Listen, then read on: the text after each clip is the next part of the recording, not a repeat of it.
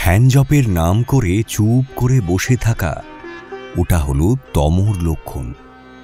ঠাকুর নিজে কত কাজ করতেন, তাকে মালির কাজ করতে আমরা দেখেছি।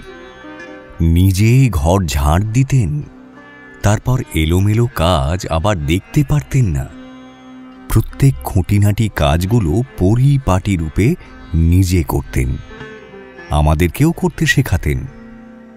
যেখানকার জিনিস সেইখানে না রাখলে বকতেন কত। আমাকে কি করে পরিষ্কার পরিচ্ছন্নভাবে পানটি পর্যন্ত সাজতে হয় শিখিয়েছিলেন। কিন্তু আবার সর্বদাই অন্তর্মুখী মন। জিনিসপত্র কিনতে গিয়ে ঠকে আসলে ঠাট্টা করে বলতেন, তোদের সাধু হতেই বলেছি, বোকা হতে তো বলিনি। বলতেন, যোগাহ কর্মসু কৌশলম।